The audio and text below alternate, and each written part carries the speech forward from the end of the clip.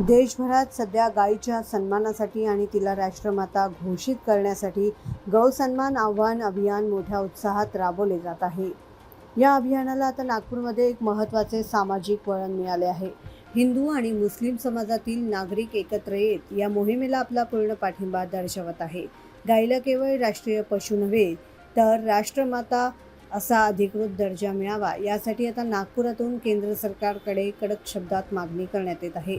27 April 2026 पासून सुरू झालेल्या या देशव्यापी मोहिमेअंतर्गत नागपूरसह देशभरातील विविध जिल्हा आणि तहसील कार्यालयांमध्ये निवेदने दिली जात आहे। गाय ही केवळ एक प्राणी नसून ती भारतीय संस्कृती, ग्रामीण अर्थव्यवस्था आणि जैविक शेतीचा मुख्य आधार आहे, असे मत या मोहिमेत सहभागी असलेल्या कार्यकर्त्यांनी व्यक्त केले।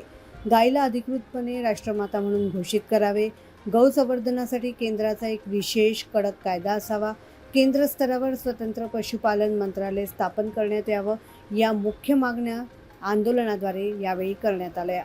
गोमातेचे रक्षण करणे हे राष्ट्राच्या हिताचे आहे। भारतीय संस्कृती आणि ग्रामीण अर्थव्यवस्थेत गायीला अनन्यसाधारण महत्त्व आहे। त्यामुळे केंद्र सरकारने गायीला राष्ट्रमाता घोषित करून तिला विशेष कायदेशीर संरक्षण द्यावे, ही आमची ठाम मागणी आहे, असं यावेळी सामाजिक कार्यकर्ते बाबू खान म्हणाले। आज हम लोग यहाँ पे आए हैं गाय को राष्ट्रीय पशु घोषित करने की मांग को लेकर। आरएसएस के गढ़ में हम लोग खड़े हैं।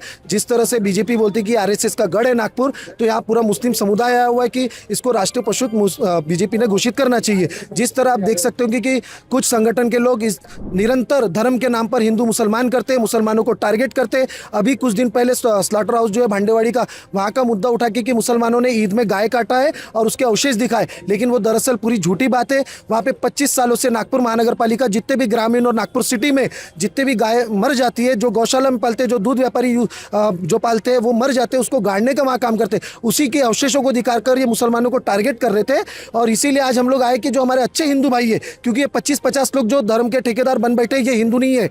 हमारे देश में 80 करोड़ हिंदू है, वो ओरिजिनल हिंदू है। ये 25-50 लोग जमा हो जाते हैं और धर्म के नाम पे सिर्फ लड़ाने का काम करते हैं। और आज हम लोग हिंदू, मुस्लिम, सिख, ईसाई सब लोग साथ में आए कि नागपुर शहर में अमन शांति बने रहे। और हिंदुस्तान की खूबसूरती ये है कि हिंदू मुसलमान यहाँ पे भाई भाई बन के रहता है। और गाय को राष्ट्रीय पशु जल्द से जल्द इस देश के कानून ने लागू करना चाहिए और राष्ट्रीय पशु घोषित करना चाहिए।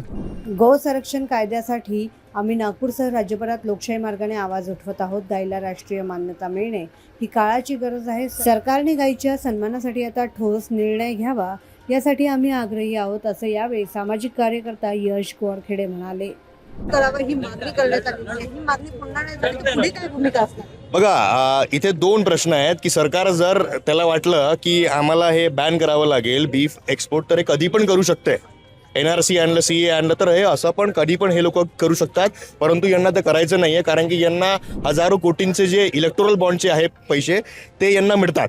दुसरं आहे की आता मधामध्ये खूप सारे मानहानीचे दावे आणि मानहानीचे केसेस जे आहे ते इन्फ्लुएन्सरवर झालेले होते, कारण की त्यांनी खरं सांगितलेलं होतं की असे कोणते मंत्री आहेत, कोणते खासदार आहेत, कोणते आमदार आहेत, त्यांचे कंपनीज जे आहे ते चालवतात। म्हणजे बगल में राम क्या है वो, बगल मुंह में चूरी और बगल में क्या है, मुंह में राम और बगल में चूरी। मध्ये ते तोंडावर येऊन बोलतात की गौ माता घोषित करा, राष्ट्रपशु त्याला घोषित करा, आणि मागे जाऊन ते बीफ खातात पण आणि ते बीफ विकतात पण। वेस्ट बेंगॉलमध्ये अनुराग ठाकूर सारखे असे अनेक मंत्री जे होते ते जाऊन तिथे त्यांनी मीट प्रमोट केलेलं होतं। मागणी नाही पूर्ण झाली, काय करणार? आम्ही पीसफुली प्रोटेस्ट करतोय। आम्ही कोणाच्या घरी दगडं नाही मारत आहोत। आम्ही आमची म्हणजे जे मागणी ते थोपत नाही आहोत। जर आज भारताच्या हिंदूंना हे वाटते की बीफ जे आहे ते बॅन झालं पाहिजे, बीफ एक्सपोर्ट हे बॅन झालं पाहिजे आणि गौ जे माता आहे त्याला राष्ट्रपशु घोषित करण्यात आला पाहिजे, तर आम्ही सर्व हिंदू, मुस्लिम, सिख, ईसाई आम्ही सोबत आहोत, कारण की त्यांची जी आस्था आहे ते त्यांच्या सोबत आहेत। आणि त्यामुळेच आज आम्ही सर्व जे बंधू आहेत ते इथे एकत्रित झालेलो आहोत। जर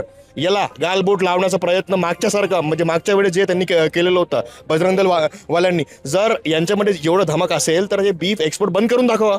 यांचे किती सारे मंत्री आहेत जे एक्सपोर्ट करतात, तर सर्वात पहिले कारवाई यांच्यावर झाली पाहिजे आणि गौ माताला हे राष्ट्रपती घोषित करण्यात आलं पाहिजे। अन्यथा येणाऱ्या वेळेसमध्ये तुम्हाला हे गर्दी अति जास्त दिसणार आहे, कारण की गौ माता घोषित करणं हे आमची प्रायोरिटी आहे. परंतु जे मॉब लिंचिंग होत आहे, मुसलमानांना त्यांचं लास्ट नेम चेक करून त्यांचे पॅन्ट उतरवून त्यांना मारून राहिलेले आहेत. मधामध्ये परभणीमध्ये एक शेतकरी हिंदू होता, तो आपल्या बैलाला घेऊन जात होता, तर त्यावेळेस पण बजरंग दल सारख्या लोकांनी त्याला थांबवलं, त्याला मारलं आणि मग त्याचे बैल जे ते जप्ती झालेले आहे. तर याच्या मागची जी पार्श्वभूमी आहे ते लोकांना अतिशय माहीत आहे नाही. म्हणून आम्ही सर्व तरुण जे आहेत ते बाबासाहेबांची जी भूमी आहे नागपूर, तिथून आम्ही ही मोहीम आता सुरू केलेली आहे. आणि आता ही मोहीम हे राजकीय नाही आहे, ही सामाजिक आहे.